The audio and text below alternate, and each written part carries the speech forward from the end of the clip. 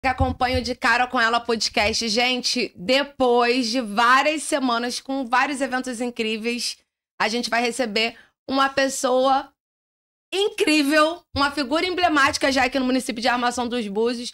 Eu vou apresentar o convidado para vocês, mas é claro que antes eu tenho que agradecer aos meus parceiros daqui do De Cara com Ela podcast.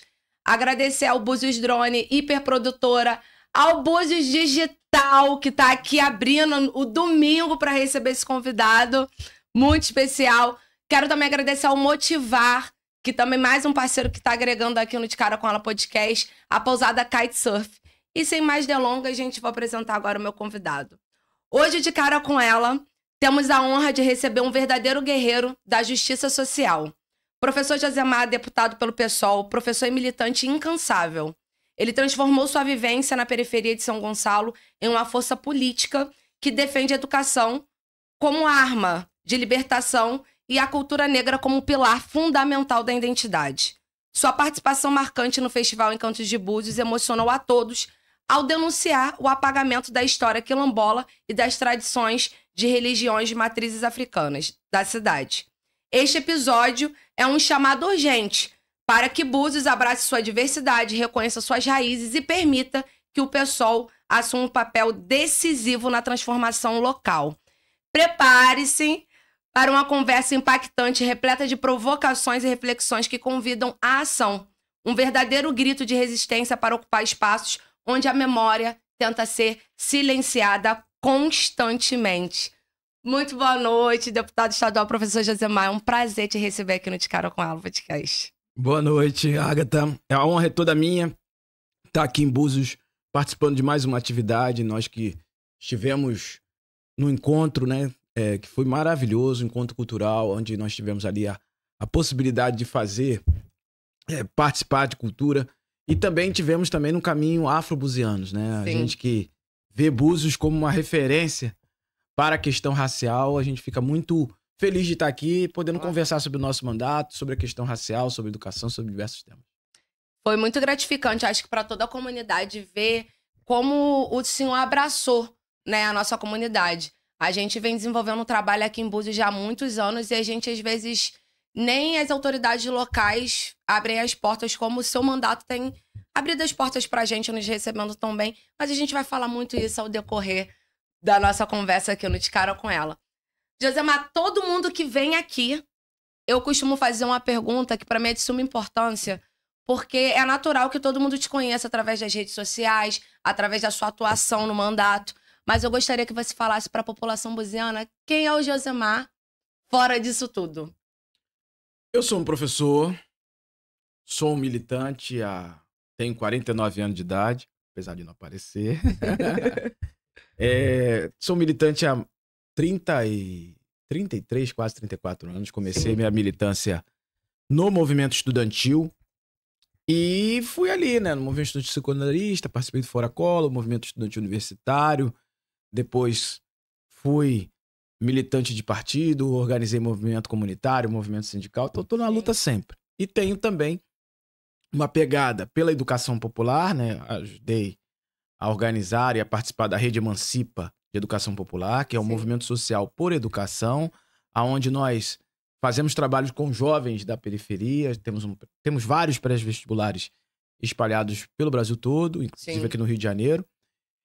E sou um árduo, ferrenho defensor da causa racial no nosso país e pelos direitos humanos. Então, esse é o Josemar, né? Que bacana, gente. Atuo também na proteção animal, atuo em diversas pautas. Onde tem luta, onde tem uma causa justa, lá estou.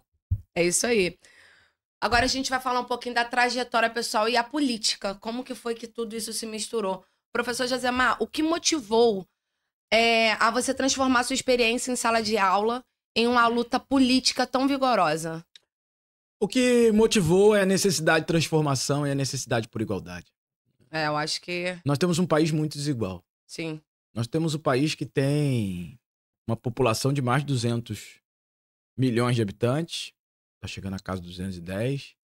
E se você for olhar, 1% concentra 80% da riqueza.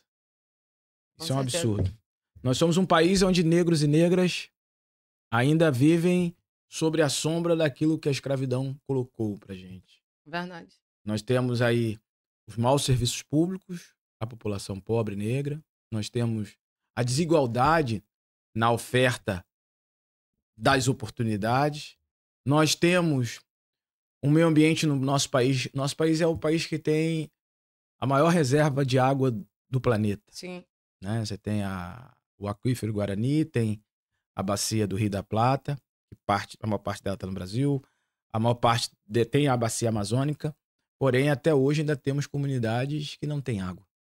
É inadmissível uma coisa dessa, né? O homem foi à lua, mas os problemas sociais não foram resolvidos. Então, é por essas questões e por outras também, que envolvem as desigualdades, o respeito à sociedade, o respeito às mulheres, ao negro e a todas as minorias, e também às maiorias, né, o direito dos trabalhadores, que a gente entrou para a política Claro. e se coloca como militante. O senhor acredita que a sua vivência, assim, o senhor vem de São Gonçalo, de Neves, não é isso? Uhum. E você acredita que isso moldou a sua visão de justiça na inclusão? Você acredita que isso influenciou? Sim, mudou porque, se você for olhar, Agatha, parte dos meus colegas de infância, ou uma pequena parte conseguiu fazer faculdade. Uhum. Mas tem uma outra parte que também não tá aqui para contar a história, porque morreu na guerra Claro. as drogas, né? Parte deles foram vítimas ou morreram porque se envolveram ali no processo dessa guerra, ou porque foram viciados ali, Sim, sem muita expectativa. com certeza. Então, da onde eu venho, a realidade é muito difícil. E quando a gente chega, a gente tem que olhar para trás e tem que olhar dizendo o seguinte, olha, eu vim dali e desse lugar a gente tem que lutar para que esse lugar melhore. E é nessa condição que eu falo, né? Eu sou negro, venho de periferia, né? Aqui em Búzios é uma cidade que se nós olharmos a história oficial, ela não conta isso, mas Verdade. aqui é a história de quilombolas, é a história de um povo negro trabalhador. Então, a gente tem que lutar por esses. E até hoje, Búzios acontece graças a esse povo, né? Sim. Então, isso a gente vai Existe falar... abusos do cartão postal e existe abuso Exatamente. Mas me diga uma coisa, qual foi o momento, assim, decisivo que o fez acreditar que a política, sem sombra de dúvidas, seria o caminho para a transformação, assim, social? Olha, se eu dissesse pra você, teve um momento específico, eu estaria mentindo, porque eu gosto de política desde pequeno. Então, assim, eu não sei se tem alguém aqui que tem mais de 45... 45? Mais de 45 anos, deve lembrar da Copa de 82. Sim. A Copa de 82, ela foi uma das Copas que a população mais participou, atuou e tal. As crianças colecionavam figurinhas. Sim. Eu também. Mas logo depois teve eleição e o meu álbum, eu criei um álbum de coleção dos políticos que lá estavam. Ou seja, eu já gostava de política. Já gostava de política desde aquele período, assim. Eu colecionava panfleto, pegava panfleto sujo no chão, botava lá no meu caderno, colava e ficava lá. Então, Claro. eu sempre gostei, eu sempre tive a indignação como motriz. A luta pelo que é justo, pela igualdade, isso sempre me motivou. Agora, eu comecei a participar mais efetivamente do Grêmio estudantil da minha escola. Claro. Depois participei do Fora Cola e deslanchamos. E depois foram vários momentos que eu tive a oportunidade de fazer a diferença e de me colocar a diferença, da qual muito me orgulho. Né? A luta pelo Fora Cola foi uma delas. Quando nós construímos a rede Emancipa, que eu vi a mudança social que nós fizemos com as pessoas. Imagina, você, uma pessoa entrar na sua sala de aula, Claro. e depois falar assim, olha, eu tô mudando, tô indo pra faculdade. Poxa, Pô, tem uma senhora que chegou lá no Emancipa, ela foi acompanhar a filha. muito gratificante isso. E no final da história, assim, a filha desistiu, chegou em junho, julho, a filha desistiu. Ela não ia estudar, a filha virou pra ela e falou o seguinte, olha, mãe, eu tô desistindo, você não precisa mais me acompanhar. A mãe virou pra ela e falou o seguinte, olha, eu vou continuar nesse pré-vestibular porque eu tô há 20 anos sem estudar, a mãe tinha uns 50 e poucos anos. E hoje essa mãe é estudante de engenharia da UF. Olha que bacana. Fruto do nosso trabalho social. Então isso é gratificante. Eu tenho também um outro momento que muito me gratificou, que foi a luta dos profissionais da educação, quando eu na época era vereador, e lá botaram um plano para destruir cargos e salários, não falaram com ninguém. Eu me insurgi E coloquei todos os nossos ali. Sim. Assim. É aquela coisa assim, você tá do lado da política, você tá do outro lado, hoje eu sou um parlamentar, Claro. mas me orgulho daquilo que eu fiz e daquilo que eu faço.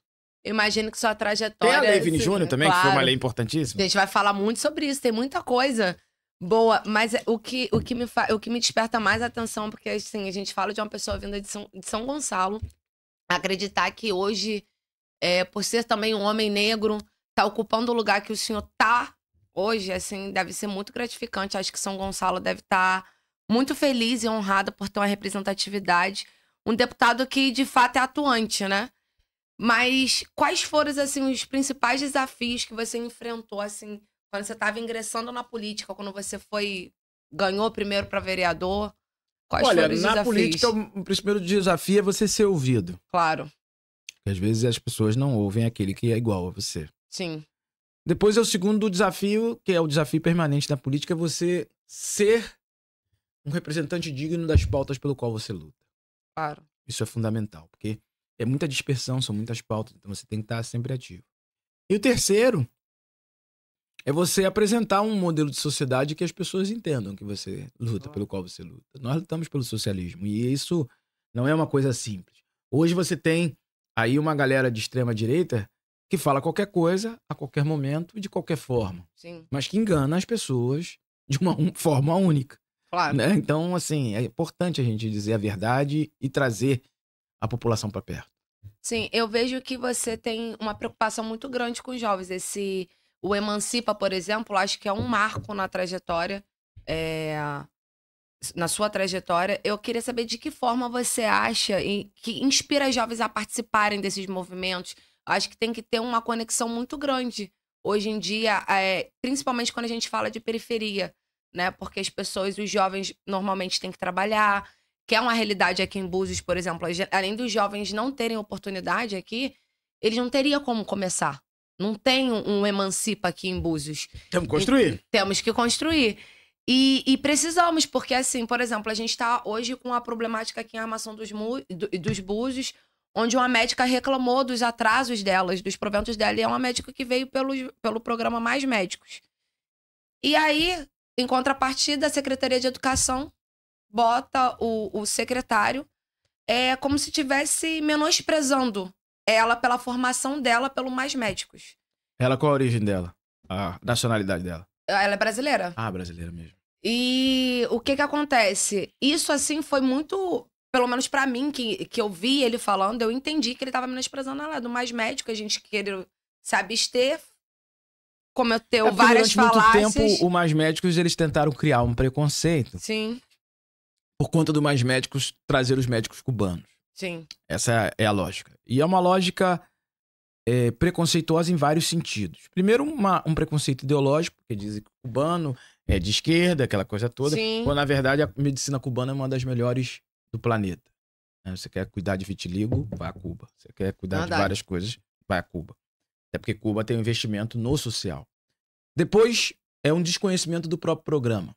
O programa Mais Médicos, ele é a necessidade de levar médicos para a periferia. E trouxe médicos não apenas cubanos, trouxe médicos norte-americanos, franceses e de outra nacionalidade. Mas foram contra os médicos cubanos pela questão ideológica e pela questão racial também. Claro. Né? Porque os médicos cubanos, não, a sua grande maioria são médicos negros. Então, assim, já vê aí o preconceito de cara, a desinformação, que é o que alimenta a extrema-direita. Com certeza. E aí, a gente vendo todo esse vídeo do secretário, ela, em contrapartida, voltou a público para falar que ela ainda está sendo... Foi aberto um processo administrativo para que ela não precisa mais em Búzios. E a gente sabe que, fazendo isso, Búzios vai perder mais um médico. Porque eles não vão botar outro no lugar. Então, assim, para você ver como aqui é uma cidade que é muito difícil você ter tudo, você ter apoio, seja para você começar ou quando você consegue estar, né, numa posição. Ela é uma doutora jovem ainda, que tá aqui se dedicando, todo mundo na cidade adora o trabalho dela, e agora a gente vai perder mais um médico aqui em Búzios.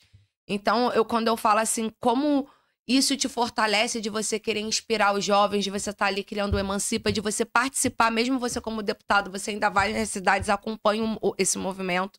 Eu queria saber Quando foi que vocês viram que esse instrumento seria um instrumento essencial para a mudança na política? A gente tá sempre vendo, né, Agatha? O Emancipa, ele existe desde 2007. Sim. E a gente tem atuado nele desde... Eu, particularmente, tenho atuado desde 2017. Mas já tem companheiros e companheiras que atuam Claro. antes.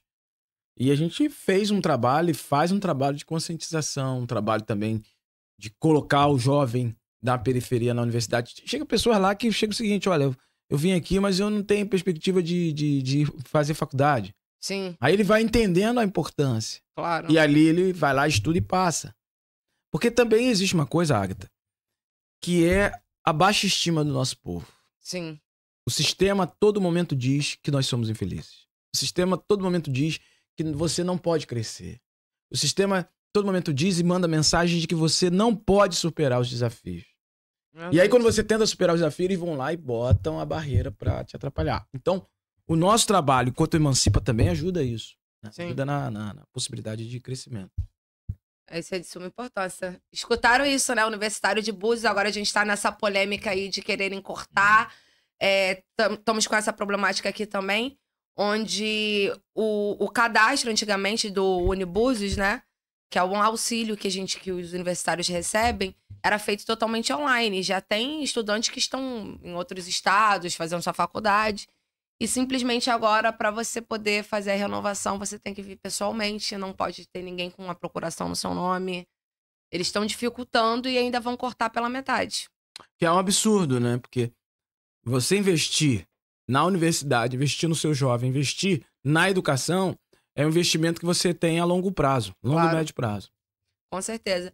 Mas me diga uma coisa, já que a gente está falando de educação, de empoderamento, quais são os maiores desafios do ensino público nesse contexto assim atual que a gente está vivendo? Olha, maiores desafios do ensino público no contexto atual. Valorização dos profissionais de educação. Sem profissional de educação valorizado, não tem educação de qualidade. Segundo grande desafio, por isso que é fundamental ter plano de cargos e salários, ter valorização. Esse é fundamental. Segundo desafio, equipamento, né, dentro das escolas. E aí, quando eu falo equipamento, são equipamentos didáticos e equipamento de bem-estar. Sim. Quando eu falo equipamento didático, é material, livro, lousa, reparação, aumento do cabedal de livros da biblioteca. Mas eu também quero falar de equipamento de bem-estar. Não dá para ter uma escola que você não tenha climatização. Não dá para ter uma escola que você não tenha... que não seja climatizada. Não dá para ter uma escola onde um professor e uma sala de aula tenha 37, 35, 40, 45 alunos. Ou seja, tem que ter uma sala de aula que garanta o aprendizado com qualidade. Sim. Não dá para ter uma escola em que seja totalmente distante da casa das pessoas. Então também você tem que ampliar a rede e garantir o deslocamento desses jovens e das pessoas adultas, né, que ainda estão estudando. Esse é um desafio que nós temos na educação básica. Na educação superior, nós temos outros desafios que são fundamentais. Investimento em pesquisa, investimento em assistência social, investimento também no ensino, na mesma perspectiva que eu falei aqui agora do ensino básico. Então, valorizar o profissional e valorizar as condições de serviço é fundamental. Agora, tem outros temas que são importantes para uma educação transformadora e real. Quais?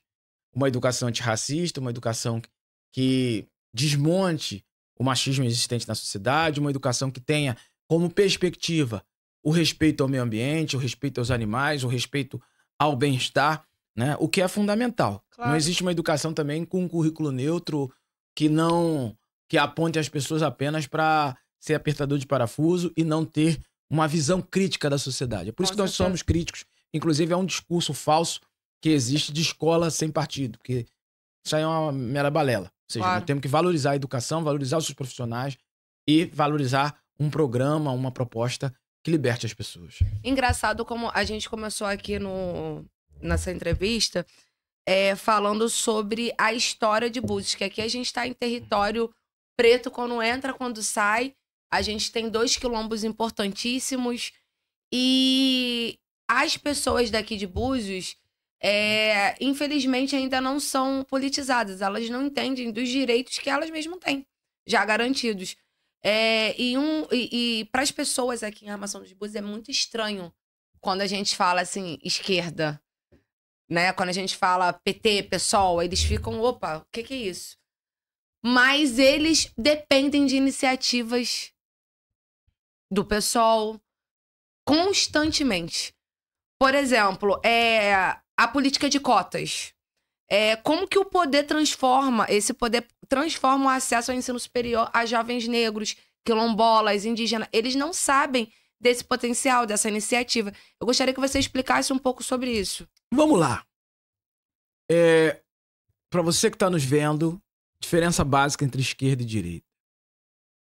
Direita são aqueles que defendem as ideias liberais e as ideias do capital. A esquerda defende as ideias dos povos oprimidos e das maiorias oprimidas. Então, a esquerda defende os trabalhadores e a direita defende o capital. Essa é a primeira coisa. É por isso que quando você vê um sindicalista que está lutando por aumento de salário, a probabilidade dele ser de esquerda é muito grande. Isso é fundamental para você ver. Então, sendo assim, quem lutou para que tenhamos a consolidação das leis trabalhistas no nosso país? Foi a esquerda. Quem lutou para que tivéssemos democracia efetiva no nosso país? Foi a esquerda. Quem lutou para que nós tenhamos todos os direitos da classe trabalhadora? Foi a esquerda. Inclusive, hoje, quem luta pelo fim da escala 6x1, que é a escala que é 6 dias de trabalho, né, e você só tem direito a uma folga, quem está lutando para reduzir é a esquerda. Então, a esquerda é o que você, trabalhador, tem para te defender. É claro que se você quiser defender aquele que te dá chicotada, é o seu direito. Né? Na escravidão tinha aqueles que defendiam os escravocratas. É o seu direito. Agora, se você quer efetivamente defender os seus direitos, você tem que ter uma ideia à esquerda. Aí vem a crítica que fazem à esquerda por defesa dos direitos sociais. Direito do povo negro, direito das mulheres, direito das LGBTs. Vamos lá. Nós somos negros e negras. Sim. Esse país vai fazer 525 anos, dos quais 356 foram relacionados à escravidão. Esse país tem a cabeça escravocrata ou não? Esse país tem a cabeça escravocrata. Nós ainda temos o quarto da empregada, que é a expressão siamesa da velha senzala. Nós ainda temos negros e negras ganhando os piores salários. E aí você vai dizer que não existe racismo? Tem como. Vamos supor outra discussão ainda dentro da questão racial. Cotas. Não, mas cotas não é mérito. Tem gente que fala, não, porque cotas não é mérito. Não tem mérito nenhum na cota. Qual o mérito que existe num grande filho de um grande banqueiro? O que ele conquistou ali? Nada. Nada. Porque ele é filho do grande banqueiro. E o que o grande banqueiro conquistou? Nada, porque ele é filho de um outro grande banqueiro que veio antes. O que o avô desse garoto conquistou? Nada, porque ele é filho do outro. Até chegar lá atrás, a um ancestral deles, que matou indígena e escravizou negro. Existe mérito nisso? Não. Então nós só vamos abrir mão do direito de cotas no dia que os brancos ricos abrirem mão do direito de herança. Porque a herança deles é forjada na escravização do nosso povo. Claro. Então, eu quero falar isso pra você, porque você abre mão do seu direito de cota, mas ele não abre mão dos direitos deles. Eles nasceram em berço de ouro. Outro aspecto também que eu quero falar, que é importante. Por que o trabalhador tem que abrir mão? Quando tem crise, o trabalhador que tem que abrir mão dos seus salários. Por quê? Se os patrões, os grandes empresários não abrem. Essas questões são questões que a gente precisa de um direito apurado. Claro. Você tá olhando aqui, e aí eu quero falar pra você, de buziano aqui, e é até polêmico que eu vou falar. O que você tem a ver com quem as pessoas se deitam? Nada. O que tem a ver? O que você tem a ver que o seu vizinho, ele é LGBT, é gay, é lésbica, bissexual, Você não tem nada a ver com isso. O que isso muda a sua vida? Nada. Agora, para aquele que quer te manipular e quer fazer você ser contrário à esquerda ou a favor de uma ideia de ódio, esse sim, esse vai ser importante. E quero te dizer mais. Jesus Cristo não discriminava gays, lésbicas, prostitutas, cobradores de impostos, até porque ele absorvia essas pessoas. Então, observem e vejam o que estão falando pra você e quem fala de você se tem uma coerência na sua própria vida. Então, com certeza, vamos tratar da política, da visão de mundo e defender os nossos interesses enquanto trabalhadores e trabalhadoras. Perfeito. Me diga uma coisa, qual é o impacto dos pré-vestibulares populares nas transformações das realidades na periferia? Qual que você acha que seria o impacto se a gente conseguisse fazer esse movimento aqui em Armação dos Búzios? Olha, seria extraordinário, porque Búzios teria condições de ter jovens atuando num pré-vestibular de forma crítica. Isso é muito importante, né? Então, se puder, já fica aqui o convite, Agatha, para você estar organizando com a gente. Eu quero muito. Lá no bairro onde eu moro, é o bairro onde elege, né? Aqui a Armação dos Búzios. Arrasa. E eu amo a Arrasa, assim, de paixão. Todo mundo que me conhece sabe disso. Eu levanto lá a bandeira do meu bairro mesmo. E quando eu era adolescente, quando eu tava na escola, eu estudava aqui no centro, no Darcy Ribeiro, as pessoas, quando eu falava que eu moro na Arrasa, as pessoas, não fala isso não. Você mora na Arrasa, que não sei o quê. Eu falei, gente, mas eu gosto de morar na Arrasa. Lá tem as praias de lá são mais bonitas, são mais quentes as águas, eu gosto, fica mais vazia. Não tem tumulto, então eu tenho o direito de escolher a praia que eu gosto. E eu vi que tinha um preconceito muito grande, e ainda tem um preconceito muito grande sobre quem mora na Arrasa, sobre quem mora na Sem Braças, quem mora na Baía Formosa. Então, assim, quando a gente fala em trazer algo que vai empoderar essas pessoas a ter pelo menos uma oportunidade, né? De ingressar na faculdade, de adquirirem conhecimento, que eu acho que é o mais importante, que é algo que ninguém consegue tirar da gente. A educação, a formação é algo que ninguém tira. E é que a gente tá cansado de tomarem as nossas coisas, de tomarem os nossos espaços. Então, quando eu falo investir na educação, pra mim é o foco. É o alvo. Então, gente, eu tô virando uma pedinha, a gente acha que Josemar, o deputado, vai falar assim, chega. Chega. Mas a gente, se Deus quiser, o Emancipa vai virar uma realidade aqui, a Armação dos Búzios. Mas vamos lá. Vamos dar aqui continuidade, mas antes disso tem que agradecer aqui mais uma vez, né, os meus parceiros de Cara com Ela Podcast. Agradecer ao Búzios Drone, hiperprodutora. Agradecer a Motivar. Também Búzios Digital, que tá dando esse apoio aqui pra gente. Pousada Kitesurf também, que é a nossa parceira aqui do podcast. Hortes Personal, não posso esquecer. E é isso, gente.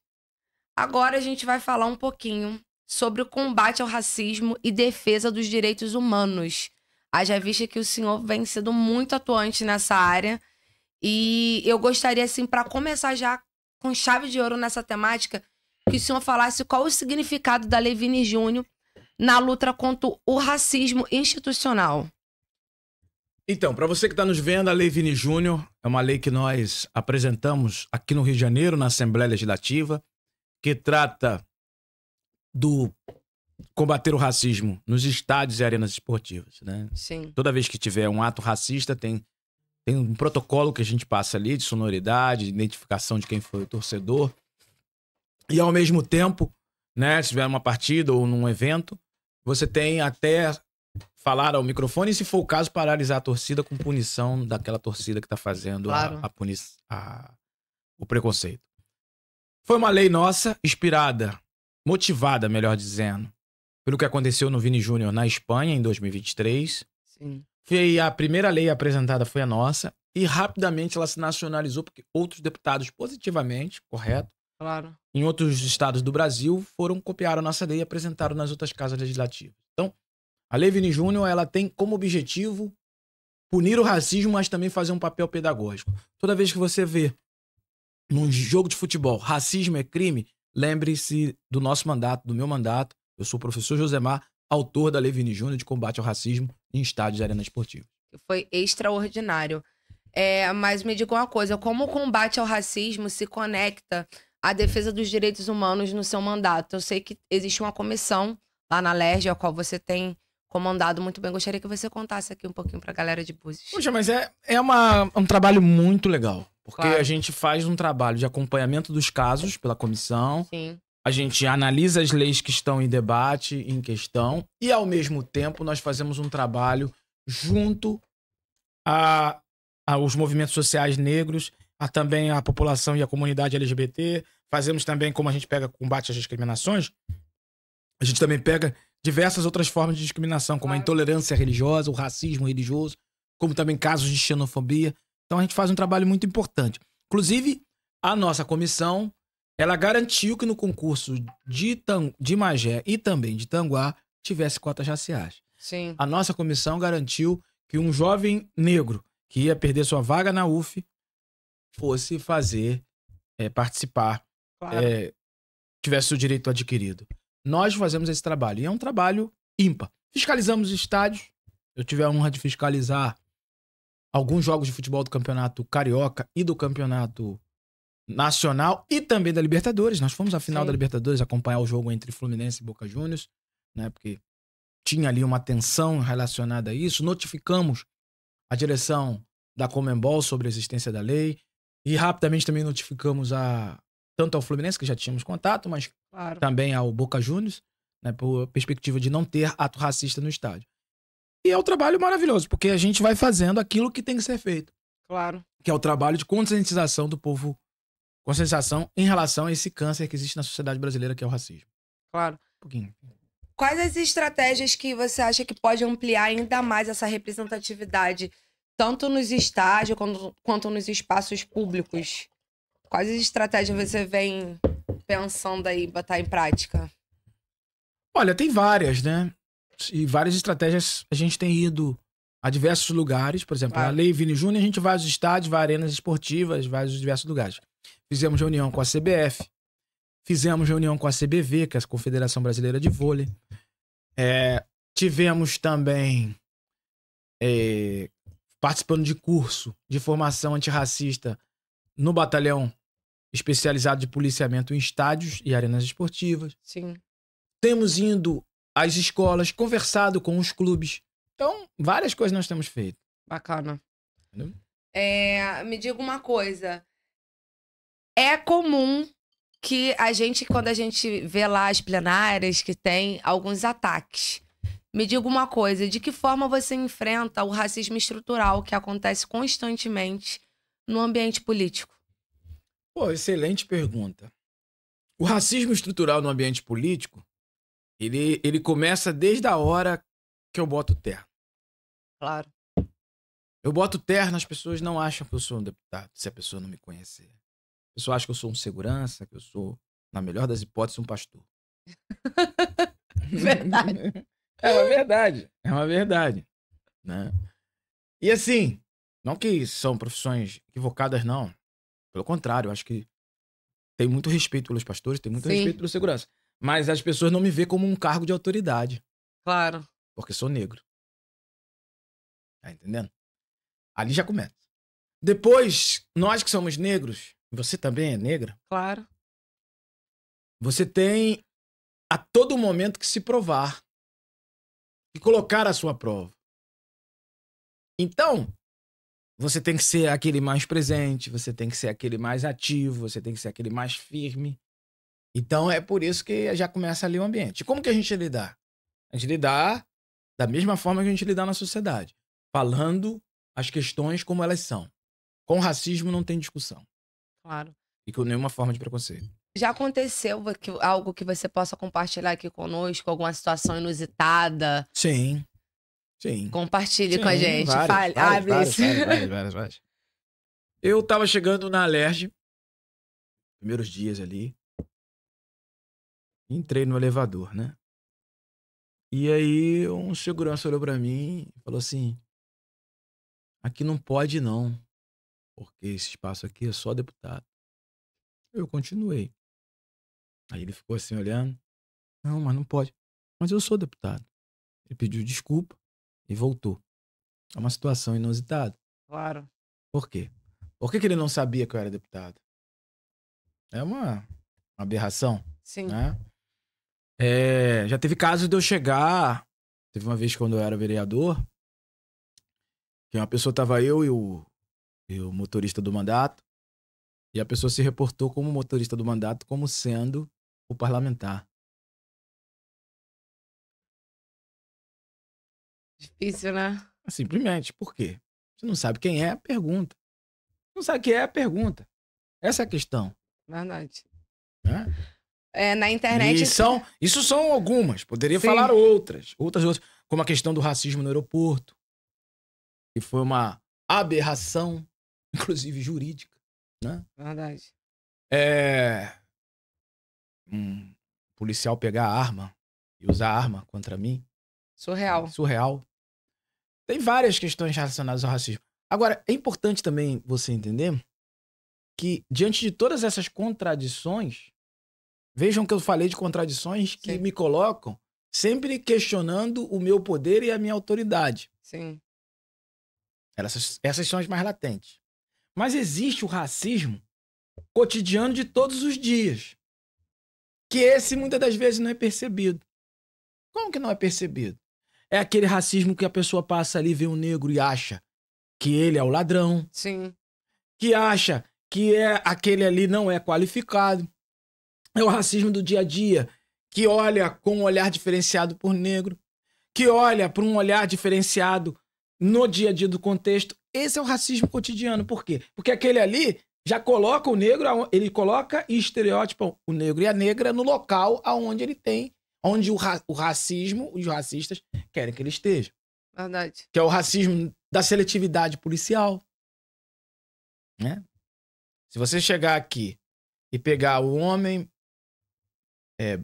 branco, hétero, cis, vestido normalmente trajado, a probabilidade de ele tomar uma dura da polícia é muito diferente se for um jovem negro da periferia. Com certeza. Isso é o quê? Isso é racismo. Racismo estrutural. Né? Parte desse racismo, dessa lógica racista estrutural. Então, o racismo é um dos maiores cânceres da sociedade brasileira. Verdade. Um dos maiores cânceres. Ao lado do machismo, ele é um dos maiores cânceres da sociedade brasileira. Basta ver quantos negros e negras... O Brasil tem 56% da população negra. Negra. 56% da população negra. Verdade. E vejam se nós temos qual a representação que nós temos na Suprema Corte Brasileira, no STF. Tivemos apenas 2 homens negros ao longo da sua história. E nenhuma mulher negra. Ou seja, como é que a Suprema Corte Brasileira, que julga casos, inclusive de racismo, não tem uma representatividade negra? O Congresso Nacional é a mesma coisa. É abaixo dessa representação. Então, precisamos mudar isso, né? Com certeza. Por falar nessa questão, a gente vai entrar numa temática que eu acho que é de suma importância, porque a luta cultural e o apagamento da história em Búzios está muito eminente. E precisamos falar sobre isso. O que você pensa sobre o apagamento? Você esteve aqui em Búzios, né? Umas semanas atrás. E você viu que o apagamento da história é algo que é constante. Você teve a oportunidade de conhecer o Quilombo de Rasa, falou lá com a Elizabeth Fernandes, ouviu várias demandas. E eu gostaria de saber o que o senhor pensa sobre o apagamento da história quilombola, das religiões tradicionais de matrizes africanas, aqui em Armação dos Búzios. Olha, eu primeiro quero agradecer a você, a Patrícia, Sim. a Elizabeth e a todos os outros que me deram essa oportunidade há essas semanas atrás de estar conhecendo melhor a realidade Sim. de Búzios e da questão racial.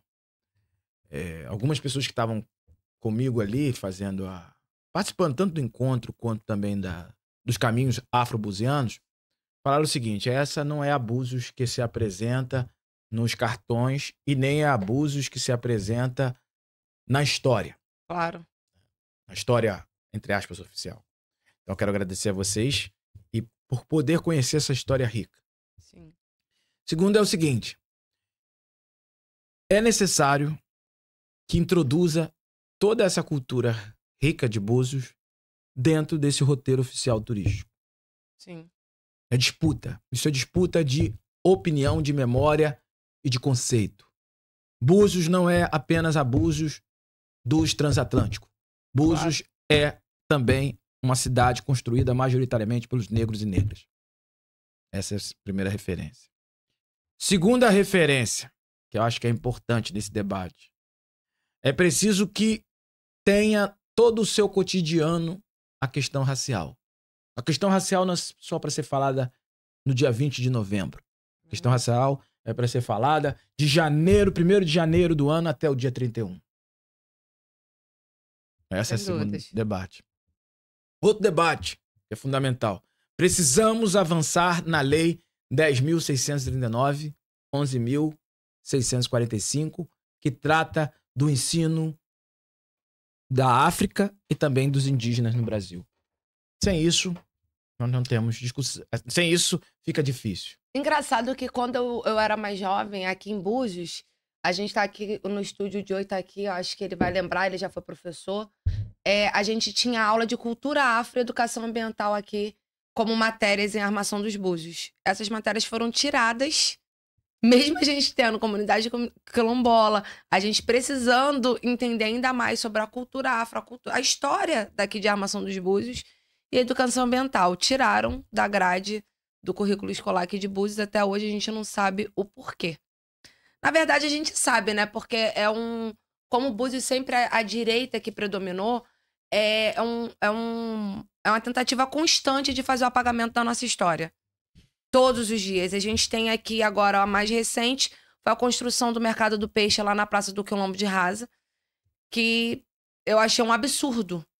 A gente tendo... E aquela estátua só permaneceu porque a comunidade quilombola, a Cirlei, todo mundo, teve vários movimentos que foram lá, fomos pra praça e não permitimos que aquilo acontecesse. A gente não teve força pra lutar, mas o Mercado do Peixe foi construído, mas deu certo. Deputado, o senhor tem uma lei 2664 de 2023 que visa ter 20% de cotas para negros, quilombolas e indígenas em cargos comissionados. Eu queria que você falasse primeiro qual foi o verdadeiro sentido da criação dessa lei e como ela poderia agregar aqui em Búzios. Já vista que aqui em Armação dos Búzios, a prefeitura, vamos colocar, acho que 60% dela é ocupada por cargos comissionados. Então, eu gostaria que você falasse como que isso poderia ajudar aqui em Armação dos Búzios. Sim, porque se você tem nos cargos comissionados a percentual de cotas, e os cargos comissionados, eles são aqueles que formulam a política pública, você vai ter um olhar mais racializado sobre todas as políticas públicas. Isso é fundamental. Por exemplo, como transformar, e aí é um projeto nosso, né, o caminho afro-buziano num patrimônio histórico-cultural, né, daqui da região, que é uma proposta nossa, que é um projeto que a gente apresentou, né, aqui para a cidade. Você só vai poder ter a implementação real disso com atividade se, porventura, você tiver pessoas que tenham esse olhar. Claro. Não existe um olhar racializado se você não tem negros e negras no processo. Não existe um olhar da luta feminista se você não tem mulheres no processo. Então, a garantia das cotas raciais é fundamental para garantir o direito, para garantir o avanço da luta. E o avanço da luta é garantir o combate à discriminação. Claro, eu acho que aqui, por exemplo, em Armação dos Búzios, a Secretaria de Cultura, por exemplo, nós nunca tivemos representatividade na Secretaria de Cultura. Já vista que as comunidades quilombolas deveriam ser o principal. A gente tem o Espaço Zanini, por exemplo, aqui no centro da cidade, onde os turistas chegam. Deveriam estar ali o quê? Sendo transmitida a história da comunidade quilombola de Armação dos Búzios, da comunidade preta, negra daqui da cidade, para os turistas. E os turistas vêm para Búzios não só para balada. Ultimamente vem tentando intitular Búzios como a cidade mais badalada do país. E esquecem da nossa história. Como assim? Por que vender isso?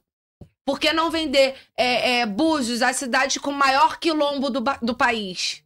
Por que não fazer isso? Sim. Entendeu? Umas coisas que não faz sentido. Não faz sentido pra mim. Eles falam que Brigitte Bardot, não tirando o mérito de Brigitte Bardot, né? Que descobriu Búzios, né? Que levou Búzios pro mundo, que vendeu Búzios pro mundo. Mas a história que eu conheço, quem descobriu Búzios foi os escravos, que porventura ficavam encalhados lá com as suas embarcações lá no Pai Vitório, fugia, entrava mata aberta, ia fora. Isso pra mim foi quem construiu Búzios, quem começou. Mas não é a história que é contada. Então, acho que a representatividade nos locais públicos, alô aí Alexandre Martins, que eu falo assim mesmo, tá faltando. A gente não tem a Casa da Mulher, por exemplo, Buziana. Eu não sei, as mulheres vão pra lá aprender a fazer fuxico, né? Pintura, e é isso, a Casa da Mulher Buziana. Usam políticas públicas que já existem no SUS. Eu não entendo que casa de mulher é essa. É uma crítica que eu faço, mais construtiva, para que eles ampliem o conhecimento, entendeu? Para que eles... Ampliem os espaços. Os espaços, bote pessoas que tenham capacitação suficiente, que entendam das demandas de políticas públicas para as mulheres, ocupando o espaço lá. Ah, mas eu quero botar fulano de tal como secretária, eu sei como é que funciona as coisas. Pode, mas tem que ter alguém técnico. Sim. Não tem como a secretaria funcionar. A política é importante, mas a técnica também é. Então tem que caminhar lado a lado. E eu acho que é isso que tá faltando aqui na nossa cidade. Mas vamos dar continuidade aqui. Quais são as consequências da ausência de políticas públicas inclusivas para a população negra da cidade? Olha, a ausência de política pública leva a isso. A perpetuação do preconceito e a perpetuação de uma não formação. Porque nós vamos combater o preconceito de duas formas. Com políticas duras contra os racistas, né?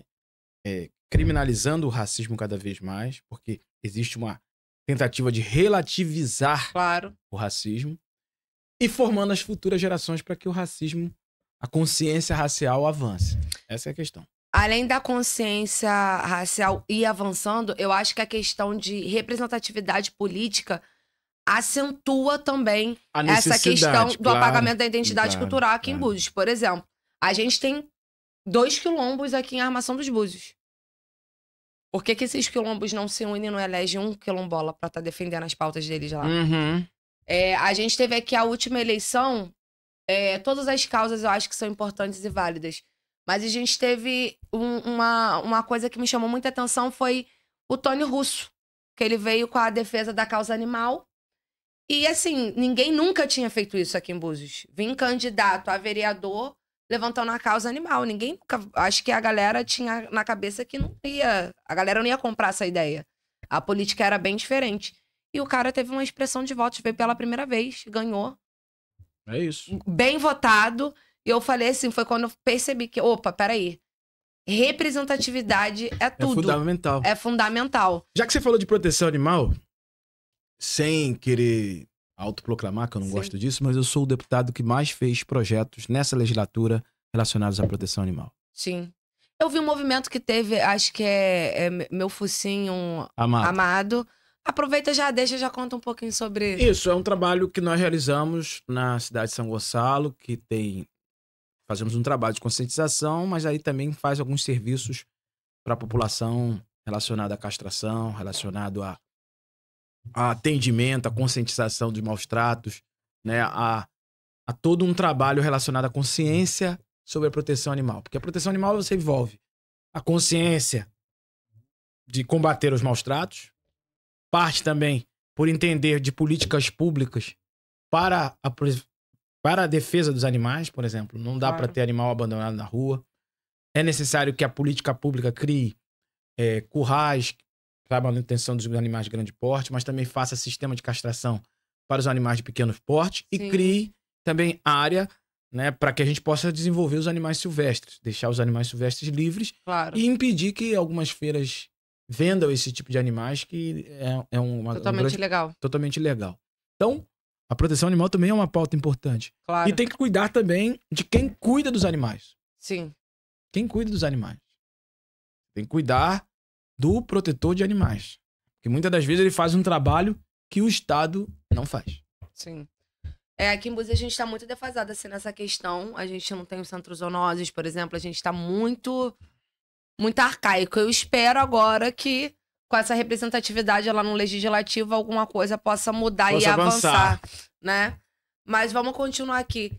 Você acha que esse turismo de luxo pode acabar contribuindo ainda mais para o esquecimento das raízes, né, históricas dos quilombos aqui da cidade? O turismo de luxo, né? Se ele for tratado como turismo de luxo, ele vai ser um problema. Sim. Agora, se você trouxer e colocar dentro da rota turística os caminhos afro-busianos, Sim. você muda a condição. Porque aí o cara vem e vai conhecer a cultura negra em questão. Claro. O problema não é o turismo, senão a gente fala mal do turista. Não é o problema. O turista traz investimento, traz dinheiro, traz... Eu acho que divisa. falta, no caso... Falta é ter um olhar para o conjunto da cidade. Claro. Até uma capacitação mesmo de quem mora, quem trabalha com turismo em si em Búzios. Porque a gente tem muito por essa questão do apagamento da história do nosso município.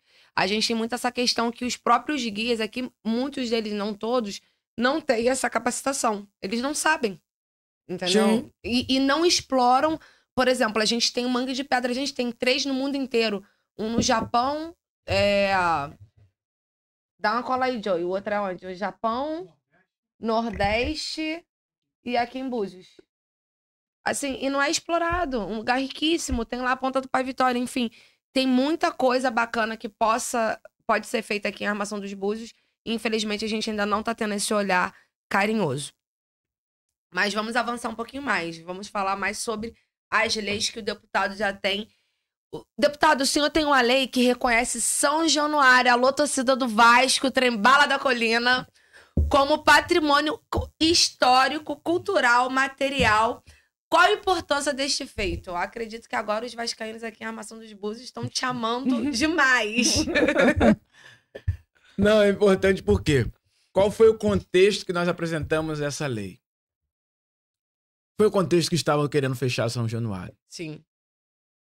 E argumento do judiciário na época era de que São Januário era um lugar perigoso porque tinha uma comunidade em torno e que não ofertava nenhuma condição de segurança para sua população, para a população que ia lá assistir o jogo. Claro. Isso é uma falácia, uma grande falácia. Primeiro que se fosse assim, o estádio da La Bombonera, que é do Boca Juniors, deveria ser fechado. Claro. Porque está no meio da comunidade de uma favela. Segundo aspecto, o estádio do Vasco da Gama, construído em 1927, vai fazer aí 98 anos, é um palco de muita história. Sim. História foi ali que foi consolidada a CLT em 43.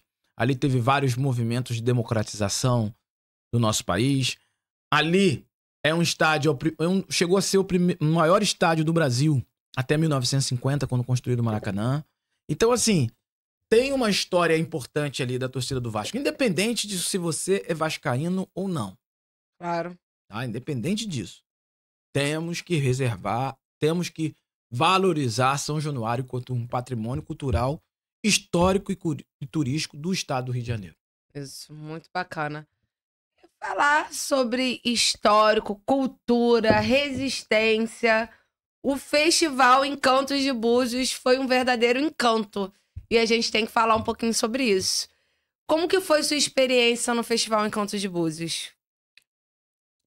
Existe palavra que multiplique maravilhosa por maravilhosa muitas vezes? Então, acho que essa é a definição. Acho que foi encantador. Encantador. O senhor participou do festival, o senhor curtiu bastante ali as apresentações. Quais aspectos das apresentações locais, assim, mais tocaram, influenciaram na sua visão sobre a cidade? E eu acho que é a diversidade, né? Sim. A primeira coisa é a diversidade. Acho que foi uma coisa muito diversa. Claro, um mix, né? Um mix de diversidade, né? As pessoas que dançaram, que cantaram, que sentiram à vontade ali. Acho que isso pra mim foi a grande magia da noite. Magia da noite. Eu acho que o Encantos de Búzios, ele vem justamente com essa proposta, porque aqui na cidade a gente tem uma problemática muito grande, mesmo tendo uma lei lá na Câmara dos Vereadores, que deveriam ter colocado em prática até o presente momento, isso não aconteceu, onde essa lei visa que todos os eventos que tiver na cidade, algum artista local deveria fazer a abertura desse show.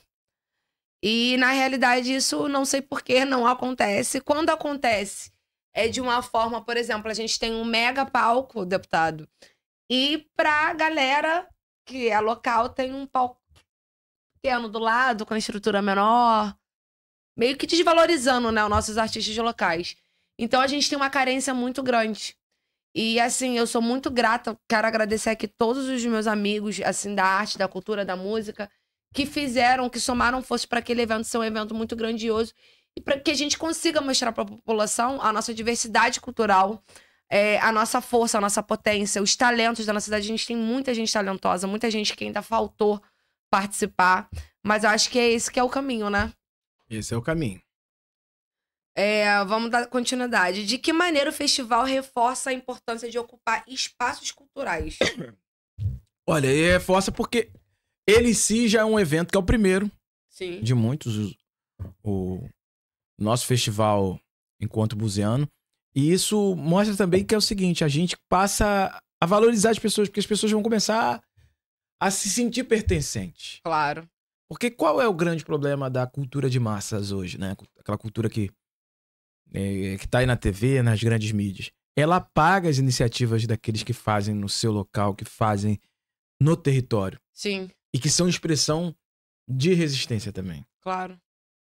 Aqui em Búzios também a gente tem muitos artistas independentes que têm uma problemática muito grande.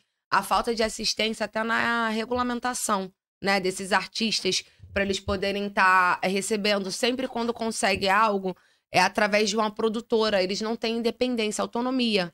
Eu acho que essa capacitação também, acho que aqui em Búzios falta, a gente tá um pouquinho defasado. Mais uma coisa que eu queria perguntar é o que o evento revela sobre a resistência nas tradições afro-brasileiras frente ao pagamento cultural, né, que a gente tá tendo aqui em Búzios. Eu acho que o evento foi maravilhoso. Ele em si já é uma expressão de resistência. Eu acho que se a gente falar mais alguma coisa, pode passar uma ideia disturpada, né, daquilo que a gente fez, porque ele não tem, assim, foi a resistência total ali, ver cantores LGBTs, mulheres negras, representações, mulheres ciganas, indígenas, tinha tudo. Entendeu? Ciganas, indígenas, tinha tudo. Acho que essa é a questão. Perfeito. Agora, gente, vamos falar a parte que eu mais queria, que eu mais aguardava, esperava muito por esse momento. O papel do PSOL em Búzios e a necessidade de mudança. Vamos bater esse papo? Vamos pra dentro. Por que você acredita que Búzios precisa urgentemente ter um PSOL atuando com força aqui nessa cidade? Porque a cidade precisa, e a cidade é a cara também do PSOL. Com certeza. É uma cidade que tem, como nós falamos aqui, tradição quilombola. É uma cidade formada por trabalhadores e trabalhadoras. É uma cidade que tem a presença das mulheres, a presença dos negros e negras. Então, ter uma esquerda efetiva na cidade é fundamental. Agora, não é, e é importante que você e todos que estão nos vendo, o Joey e todos os outros, entendam o seguinte: não é o PSOL em Búzios, sim, mas o PSOL de Búzios, que é uma coisa completamente diferente. O PSOL em Búzios é uma coisa de fora para dentro. O PSOL de Búzios é uma coisa da própria cidade. Que aí vocês vão ter a condição de pensar um programa, de pensar um projeto, de pensar uma Búzios que não seja Búzios apenas do cartão postal e dos roteiros turísticos de luxo, mas sim a Búzios dos trabalhadores e trabalhadoras, dos quilombolas, mulheres, dos trabalhadores dos comércios, que tem a sua própria construção e reflexão. E por isso, você pode contar com o meu mandato, o mandato do deputado professor Josemar. Com certeza. Mas me diga uma coisa, como a presença do PSOL pode reverter a exclusão política em cidades dominadas por interesses elitistas? O PSOL é um partido que é firme na defesa dos trabalhadores e trabalhadoras. O PSOL, ele não se dobra aos poderes. Então, você ter uma construção do PSOL, você sabe que você vai estar lançando figuras do início ao fim. Sim. o pessoal ele não vai deixar a coisa pro canto. O pessoal vai fazer a coisa acontecer. Então, além de estar sempre buscando organizar e de trazer para perto esses movimentos sociais. Então, Claro. Acho a que nossa cara, presença se faz fundamental aqui e vai colaborar efetivamente com a construção e com as necessidades que os movimentos sociais que os trabalhadores da cidade têm. com certeza. Eu, particularmente, me filiei ao PSOL. É um partido do qual acredito muito. E eu acho que é a cara de Búzios, porque a gente tem políticas públicas e várias pautas e demandas que, no meu ver, no meu estudo, aquilo que agrega pra minha vida, eu acho que pra pelo menos 50% dessa população não tem outro caminho. E a gente precisa estabelecer aqui em Búzios urgentemente. A gente sabe que tem alguns obstáculos, deputado estadual, professor Josemar, porque Búzios, a galera que precisa ser de esquerda, se posicionar nesse sentido, eles aprenderam que o correto é, se eles frequentam a igreja, eles têm que ser de direita. Eles têm que botar... Isso é manipulação. Com certeza. Porque não há um sinal de igual entre ser cristão e ser de direita. Sim. Quem criou isso foram os fundamentalistas religiosos. Porque se você for olhar, o próprio Jesus Cristo, ele era muito mais de esquerda Com certeza. do que muitos dizem. Verdade. Porque, imagina, o cara tá junto com explorados, pessoas que são exploradas. O cara acolhia prostituta Verdade. há 2000 anos atrás. O cara atuava junto à população, dividia o pão. Ele é o quê? Ele é de direita? Não. Talvez esses que estão falando aí, em nome dele, se ele voltasse hoje, o crucificariam de novo. Com certeza. Né? Porque ele não era a favor do poder estabelecido. Não. Pelo contrário. Ele foi crucificado porque ele era alguém contrário ao poder estabelecido. Exatamente. Eu acho que eles se perderam em algum momento da história. Não sei, eu não consigo explicar. O fundamentalismo religioso, ele prejudica demais. Eles meio que cegam a população aqui na cidade. E é constante a gente ver quando chega em Quando período... houve a mistura, você falou, teve um momento que se perderam na história. Sim. Quando misturaram a perspectiva da fé religiosa com a concepção de Estado. Sim. Quando o Estado passou a ser a religião. E aí é que tá. Quando você mistura a política com a religião e tenta impor ao outro a sua religião, aí você tem um problema. Jesus não falava disso. Jesus, pelo contrário, ele dizia o seguinte: é o livre-arbítrio e cada um terá que optar, né, Claro. pelos seus caminhos. Não é o que eles fazem. Eles praticamente Com certeza. querem oprimir o outro. Quer pensa enfiar diferente. na cabeça Exato, o pelo que deve contrário. ser. Exatamente isso. Você acredita... De que forma a organização popular pode pressionar por mudanças reais nessa administração local? A gente tá falando sobre a criação do pessoal... Você tem um podcast, Sim, que é uma tribuna de divulgação de ideias e de Claro. consolidação. Você, pelo que eu sei, você tem até perseguida em alguns espaços. Perseguida, processada, essa coisa toda. exatamente. Mas imagina se outras pessoas tivessem lá os movimentos sociais, os sindicatos, as associações e todos esses espaços estivessem organizados num partido. Isso muda. Com certeza. Estão vendo, né, Búzios? É exatamente isso que eu falo constantemente. É que o podcast de Cara com Ela realmente, assim, virou uma referência. As pessoas, assim, eu tenho muito orgulho que as pessoas pegam, me ligam quando tá acontecendo alguma coisa, falam, poxa, Agatha, fala lá, porque se você falar, eles vão te ouvir. Em alguns casos acontece, em outros eles ficam com mais raiva ainda, não funciona muito bem. Mas o caminho é esse, a gente tenta fazer o certo, né? Sim. Vamos que vamos dar continuidade aqui. Quais iniciativas devem ser priorizadas para resgatar a memória e a cultura dos quilombolas em Búzios? Vários. Primeiro é incorporar o caminho afro-buziano como parte de um caminho Sim. patrimônio histórico, cultural e turístico do município de Búzios. Com certeza. Segundo, é manifestar políticas públicas para fazer o trabalho de conscientização dessa história que está invisibilizada. O que falta para que o Brasil se torne uma sociedade verdadeiramente igualitária e plural? Uma transformação, poderia falar que uma revolução, porque precisa de uma transformação profunda Verdade. nas estruturas do Brasil. Me diga uma coisa. Gente, a gente tá chegando ao final aqui desse podcast, mas eu quero já falar pra vocês que o deputado estadual, professor Gesemar, o mandato dele vai ser muito presente nesse ano de 2025 e nos próximos anos também. Porque eu acredito que a gente vai fazer história. A gente vai construir um legado bacana aqui nessa cidade. Aguardem as cenas dos próximos capítulos. Mas me diga uma coisa, como incentivar a juventude negra a ocupar espaços de poder e liderança em cidades aqui como a nossa aqui de Búzios? As lideranças, repete a pergunta? Como incentivar a juventude negra a ocupar espaços, né, de poder e liderança em cidades assim, Com aqui como atividades, Búzios? com cursos, com palestras, com ação, com pré-vestibulares como o nosso, como podcasts como esse. Dar voz a quem não tem voz. Acho que esse é o caminho. Me diga uma coisa, de que maneira uma política progressista pode inspirar novas gerações a lutar pelos seus direitos? Uma política de esquerda pode servir para fazer o trabalho mesmo de conscientização, de mostrar, de fazer o trabalho pedagógico de conscientização contra a alienação que é feita constantemente. Com certeza. Quando um cara fala que ele é de direita, ele é pobre, e ele é de direita porque ele é cristão, e ser cristão tem que ser direita, existe uma alienação. Com certeza. Como se não existisse pastores de esquerda, como se não existisse pessoas que pensam diferente, como se o próprio Jesus fosse uma outra coisa. Ou Exatamente. seja, tem que fazer o trabalho pedagógico. Vamos fazer uma dinâmica que eu faço aqui com todo mundo. Respostas assim rápidas, assim, bateu, levou.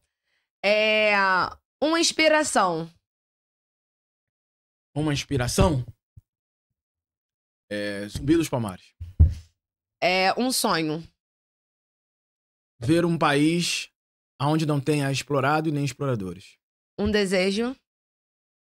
Um desejo? Igualdade social e racial. Uma meta para 2025. Conseguir correr o estado do Rio de Janeiro como um todo, mostrando que existe um mandato que luta pelos pobres, pelos negros e pelos trabalhadores. Inclui Búzios também. Com certeza, já tá incluído. Agora, pra gente fechar essa parte, eu gostaria que você falasse qual é o seu maior legado. O meu maior legado de mandato ou de vida? Você que faz, é o seu legado. Eu acho que o maior legado de vida foi a luta que eu travei nesses anos todos, em defesa dos trabalhadores e trabalhadoras. E aí eu falo, inclui o Emancipa como formação, inclui a Lei Vini Júnior como uma lei importante no combate à discriminação racial, inclui as ações que fiz na luta antirracista, na defesa dos animais, na defesa dos trabalhadores. Né? Eu acho que o legado é a de mostrar, inclusive para você aqui, claro, que nós, mesmo vindo da periferia, a gente consegue chegar e consegue lutar. Eu acho que esse talvez seja o meu maior legado. Eu acredito nisso. Qual é a mensagem final você deixaria para os jovens e moradores de Búzios que ainda duvidam do poder transformador do PSOL e da política inclusiva? Que não ouçam aqueles que querem que você fique com as amarras e com as correntes que hoje te aprisionam. Acho que essa é a mensagem. Libertem-se. Com certeza. Libertem-se. Essa é a palavra. Libertem-se e construam um futuro livre, sem preconceito, sem opressão e com muita capacidade e garra. E com isso pode contar comigo pro que deve é. Deputado, quer falar mais alguma coisa? Eu quero agradecer a você, quero agradecer a Patrícia, quero agradecer a Elizabeth, quero agradecer ao Joey, quero agradecer também o amigo que tá aqui do outro lado. Ao Lucas que tá aqui ajudando nesse podcast. Quero agradecer a todos que viram, que comentaram e que divulguem esse podcast, que compartilhe, que comente, que salve, que faça essa ideia chegar a cada canto da cidade de Búzios e extravasar Búzios também. Porque é fundamental que o pensamento crítico, que a esquerda avance na sociedade brasileira. Com certeza. Nós não podemos aceitar o preconceito, seja ele racial, de gênero, LGBTfobia. Não podemos aceitar a destruição do meio ambiente, como foi falado na época de Bolsonaro, onde passa um boi, passa boiada e vai destruir tudo. Nós não podemos aceitar que as pessoas não tenham valorização dos seus direitos. Claro. Nós não podemos aceitar o que Bolsonaro fazia em relação à caça como algo natural, né? Sim. caça de animais, destruição dos animais, então o direito dos animais também é importante. Nós não podemos aceitar que as pessoas com deficiência não tenham seus direitos adquiridos, não tenham uma sociedade que seja adaptada. Não podemos aceitar que a educação seja sucateada, não podemos aceitar que os professores e profissionais de educação não tenham qualidade no seu serviço e não tenham valorização. Por isso, eu tô aqui. Tô aqui para lutar. E chamo a você para lutar conosco por tudo isso. Seja em Búzios, seja em Rasa, seja na região dos Lagos, no Rio de Janeiro, no Brasil e no mundo. Deputado, mais uma coisa antes da gente encerrar, antes de eu fazer o meu encerramento. Como que as pessoas conseguem entrar em contato com o seu mandato? Isso é muito importante. Eu vou estar deixando todas as postagens, né, que a gente for fazer aqui. Vou estar lá marcando o mandato do senhor, vou deixar. Mas eu gostaria que você falasse um pouquinho mais sobre isso. Primeiro, me siga nas redes sociais. Prof. Josemar PSOL. Tanto no Instagram, quanto no X, quanto no Facebook, quanto também no TikTok. Todas essas minhas redes sociais. Nos mande contato, entre em contato com o nosso mandato, né? Pelo telefone, pelas próprias mensagens das redes sociais que a gente retorna e dialoga. Estamos dispostos a ir em qualquer lugar do Rio de Janeiro, de norte a sul desse estado, e se for preciso também fora dele. Esse é o caminho. Gente, nossa história é a chama que ilumina o caminho para a justiça. Enquanto houver aqueles que tentam apagar a memória dos quilombolas, das religiões de matriz africana e da cultura negra, nós continuaremos a lutar para mantê-la viva. A presença do pessoal em Búzios não é apenas uma necessidade política. É um ato de coragem, resistência e amor à nossa identidade. Que cada um de nós se levante, se organize e transforme dor em ação, silêncio em voz. A mudança começa agora e ela depende de cada um de nós. Então você que gostou desse bate-papo, quer saber mais, entra lá no Instagram também, Encantos de Búzios, OFC. Entre em contato com o deputado estadual, professor Josemar. Entre em contato comigo, Agatha Mello, com Patrícia Machado. E juntos nós vamos construir uma Búzios melhor e um pessoal aqui na cidade. E é isso, gente. De Cara com Ela podcast vai ficando por aqui. Um beijo no coração de cada um de vocês. E até a próxima semana. Tchau, tchau.